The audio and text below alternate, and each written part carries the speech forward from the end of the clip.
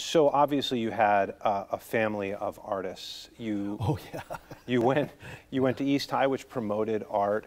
But where did the spark come from for you, do you think? Wow, that's a great question. I mean, I was born into this family. Well, actually, I was adopted into this family, so I wasn't really born into this family. But, you know, I was a baby when I was adopted, so, you know, basically I was born into this family that was already a musical family. My uncle, William Warfield, was a famous singer. He was married to Leontine Price, famous opera singer. My dad was a conductor and a musician. He had gone to Eastman also. So, you know, I started piano at 4 years old. It was just what you did in that house, you know. My brother was on violin. And I just, you know, the arts and music primarily were just a part of our everyday life. So it wasn't as, I thought everyone did that, you know, it didn't seem like something out of the ordinary. We got up early in the morning, practiced piano.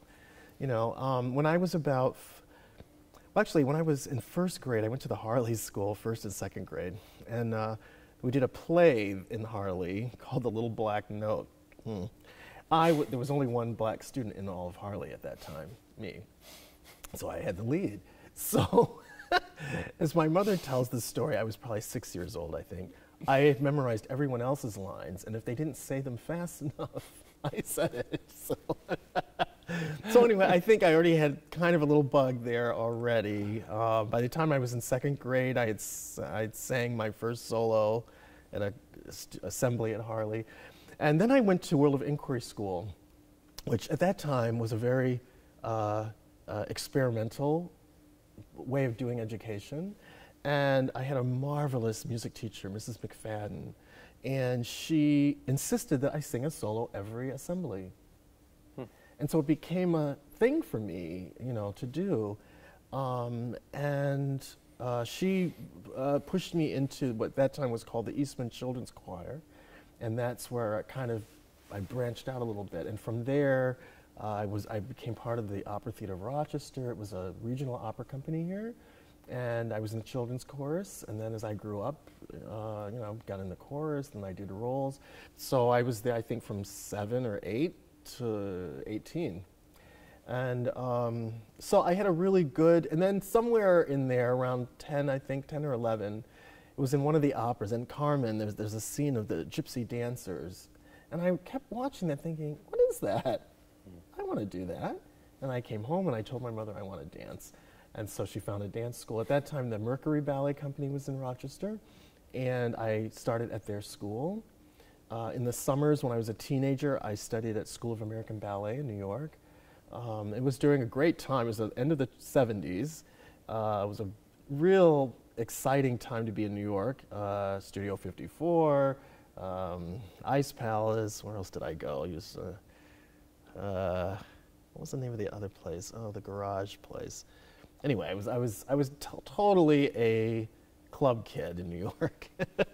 And anyway, when I graduated from high school, I went to East High, and as I told you, that Ed Fleming, Renee Fleming's father, was my music teacher, and I had a wonderful drama teacher as well there. Matter of fact, my senior year at East High, I directed A Raisin in the Sun, and so it was a lot of art, it was a lot of creativity, and a lot of support. So it wasn't just that I had talent; it was that talent was nurtured, and that's a little thing that I think we sometimes forget, that people can be very talented, but unless somebody cultivates that talent or helps them along or supports them, that could be lost. It could be, not necessarily, but it could be. And you know, you think of all the students that don't have the opportunity to have that support. And so it's, which is why I've been pushing the city to establish an arts commission or an arts alliance or an arts council or something, so that we can really begin to advocate for young people coming up. Anyway, I'm getting off this story, but so yeah, after college or after high school, I didn't even think about college. I was going to New York, you know, that's all I wanted to do. And so I was at Joffrey Ballet. I had an injury in my hip, and I had to stop dancing. Actually, the doctor said you could never dance. I mean, The injury was such that the leg would never work like a dancer would need it. You could have a regular life, but you know. So I just said, oh, well, I'm going to go into music, and I went to New York City Opera. So the thing is, during Opera Theater of Rochester years, the principals in those operas were from New York City Opera. So I knew lots of people, the directors and the conductors, everybody from New York City Opera. So I was able to get a job there. Eventually, I got a job in Franco Zeffirelli's La Boheme at the Metropolitan Opera.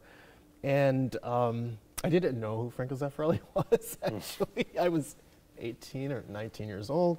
He was the person, so he kind of befriended me. And he was the person that kind of talked me into going to college. He said, you know, you have a lot of talent, but you don't know what to do with it, and you need to learn your craft, and et cetera. And so I came back to Rochester for a while and went to Nazareth as a music major, and I kept doing all the theater, you know. So I don't know, it was the school didn't agree with me. I don't know. I left there. I went to Juilliard for a short time.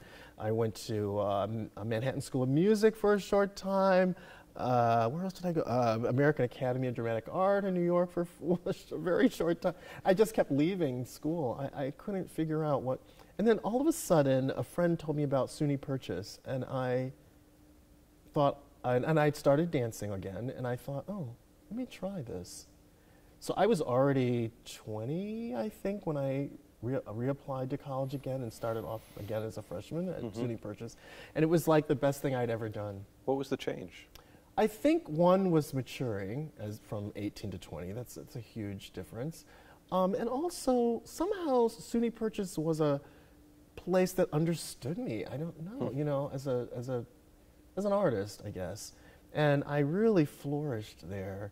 And it was at Purchase that the company at Purchase, we went to an international festival in Macau and Hong Kong my senior year. And I decided to move to Macau first, actually, and dance with a Chinese company in Macau. And, you know, that's how it all started. And I really, I don't, well, I think part of it is I've always had a sort of adventurous spirit. And so I do like to adventure out. And actually, while I was with this company, we used to tour all over. And one time we were in China, in sort of near Mongolia, a very remote area. And I always like to stay in the city or country wherever I am for a few days after the shows, so I can wander around and get to know the place and people. So I didn't really speak any Chinese at that time, but and everything, you know, in Macau and Hong Kong, well, Macau was still Portuguese colony then, and Hong Kong was still British. And so there was still English and, well, Portuguese and Chinese. But in China, there was no English. Everything was in Chinese, and most people, especially in this area, didn't speak English. So I didn't really know where I was. I went to the train station. I got on a train. I didn't know where it was going because I couldn't read the sign. And then I got off after a while. And I was in this little remote village. It looked like a place that didn't have electricity. And the houses were made of like tin. And there was nobody around. And I got off, the train went on, and I thought, oh my God. What? And I started walking around, and I saw this little girl in the dirt. And she had a stick, and she was, you know, like doodling in the dirt or whatever. And she saw me, and she was petrified. She stood up, and she was shaking so much she couldn't move out of the spot. I mean, she was that scared. And you know, in that area, there had never, I don't think, or very few foreigners had ever probably been there. And I'm sure, had never seen anyone with dark skin. I mean, I could have been a Martian or something. And so I would hope she wasn't going to scream. but I eventually sat down on the ground, and I moved over toward her. And I picked up her stick, and I started to doodle. And then she picked up a stick and started playing with me and making little pictures. And then a train was coming back the other way, and I thought I better get on the train. So I waved goodbye to her, and that, in a way, that seemed to be it. But that moment stuck with me for a long time.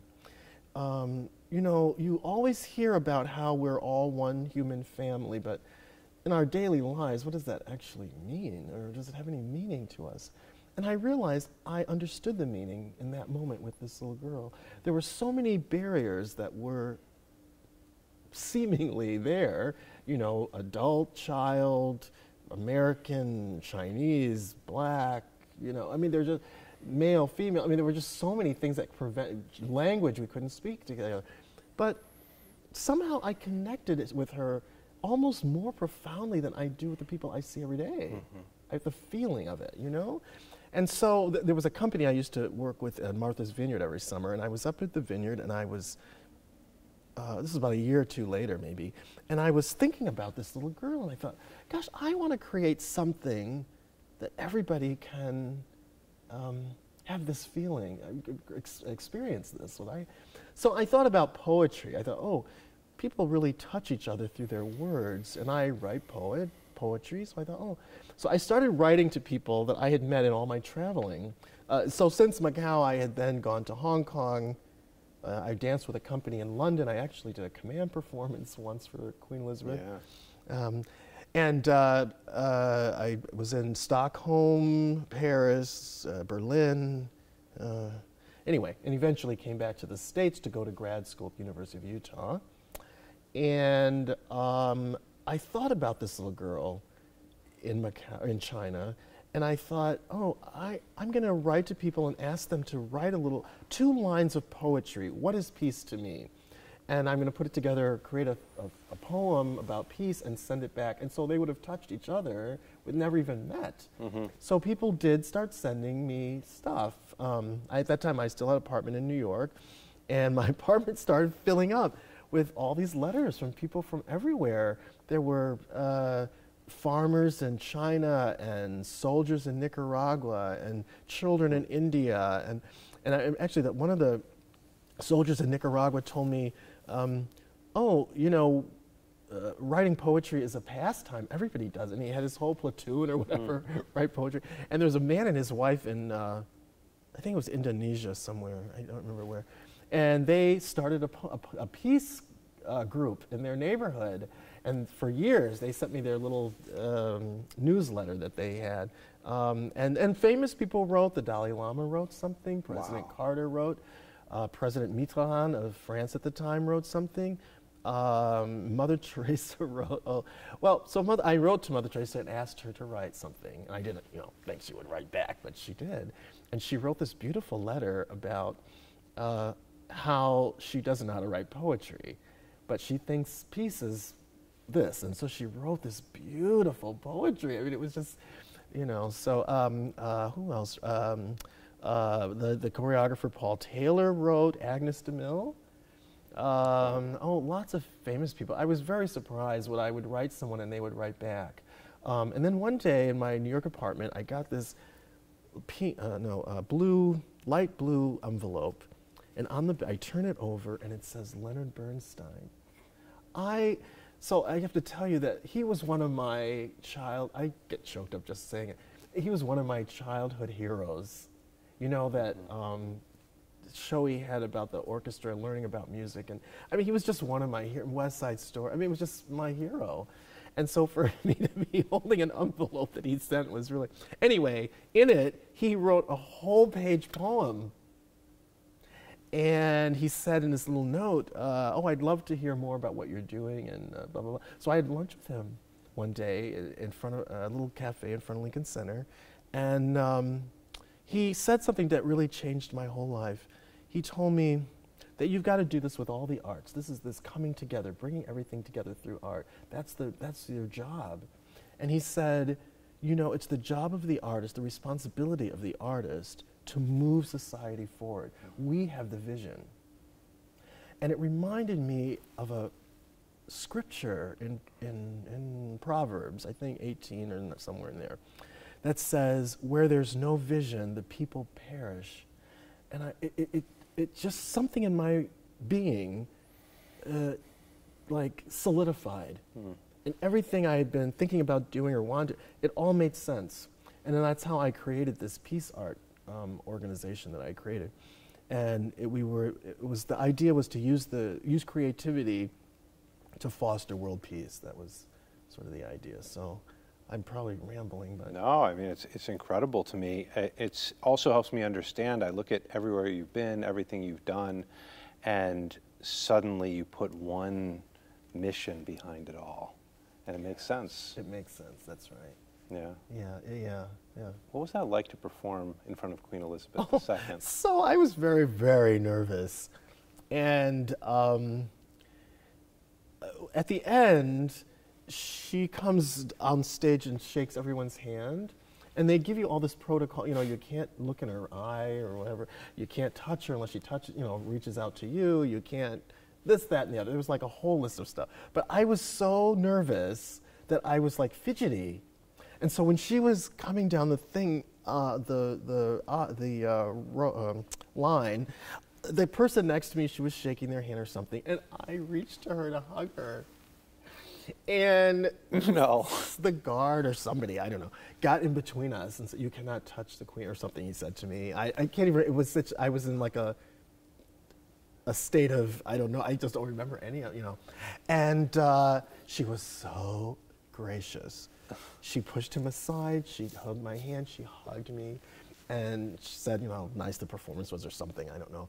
And I'll never forget that. It was just such a, it was such an exhilarating, I've had a lot of exhilarating moments in my life. I've been so blessed. Performing at the Metropolitan Opera was thrilling also to me. It was La Boheme, and I had an entrance from this huge staircase, I don't know, 50 feet up in the air, I don't know. And when I first walked out on that, and it was one of the performances was live from the Lincoln Center, and I remember walking in there and freezing for a moment, because it was so overwhelming, But I've had a lot of really extraordinary experiences that I'm so grateful for, and they've taught me so much, mostly about myself. I think in my peace art work, so most of our work with peace art was outside the United States, so places I had traveled or knew people, or and I could raise money there, and so I got to know a lot about other cultures, and in that work I started to realize that changing the world wasn't really about changing the world. It was about changing my perception of the world, how I related to the world. And in my behavior change, the world began to change because it was a ripple. And it wasn't about telling the other person that you're wrong or you need to change, it was really just about me, how I perceive them, and then how I interact. And my interaction became the change agent, actually. But it took a while for me to understand that. One time I was doing a peace art project in Idaho, in, what's the name of it? Sandpoint, Idaho, which is right next to Coeur d'Alene, and Coeur d'Alene is where the Aryan Nation and a bunch of groups like that have their headquarters. And so when they had invited me over there, they said, well, we understand if you don't want to come, because they explained about right next door is the town that, And I thought, no, I think I have to go. I've got to see if what I've been working on all this time really works. So I went there. I was working in the schools, and with the kids in their gym class. We were doing dance or something. And when I first came there, the students wouldn't come close to me. They would stay like about 10 feet away from me. They would never come close. And so I just ignored that, actually, and just went on and taught whatever we were doing. And as time went on, they got close to me, hugged, and but there were no black people in that town. Mm-hmm. So these little kids, middle school, had never really been around a black person, and so it was new for them, and apprehensive, I guess they were too. Anyway, the whole time I was there, I never saw any Aryan Nation kids or swastikas or anything. And I thought, oh gosh, I'm never going to figure if I'm going to work on do my little bit here. And then the last day, or second last day I was there, I was downtown in their little downtown area. And I was walking on the street, and at a couple of blocks from me, I saw a bunch of teenagers, skinhead teenagers. And of course, my initial reaction was, oh, I got to go to one of the stores or something and hide, or, you know. But then I thought, no, I got to figure out if this is going to work. So I stood there, and they came closer and closer. And eventually, they surrounded me and were like walking around me. And I knew they were trying to, and they did a good job of intimidating me, actually.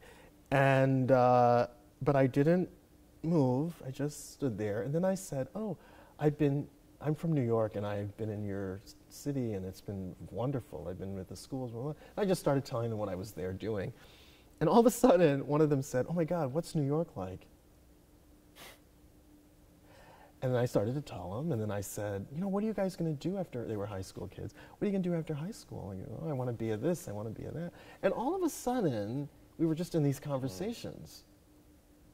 And that's all it was. And then, you know, at the end, I said goodbye, I'm leaving tomorrow, whatever. And they said, bye, nice meeting you. And that was it. But, you know, I realized something in that moment was that it was my own fear that was preventing me from connecting to them, for what I felt about who they were. But even I didn't know those people. I just knew this Aryan Nation idea, or, you know, whatever. But I didn't know them as individuals, and I was already making a judgment about them. And so that was a great lesson, actually, in that fear is sort of this cloud, you know, and it's not real, actually. It's a cloud. But if you can push the clouds away, you know. And so, anyway, that I really incorporated that into our work with Peace Art. Eventually, I came to RIT 25 years ago now, and became director of dance here. And we've built the dance program up to now we're going to have a minor starting next fall. Yeah. So, To correct me if I'm wrong, yeah. the observation that I'm making is that unlike a lot of folks who have revelations as they get older and learn, but they continue on their path because that's safe or that's what they know, you have adjusted your life based on the revelations that you've had over time. You've lived the recognition that you've made.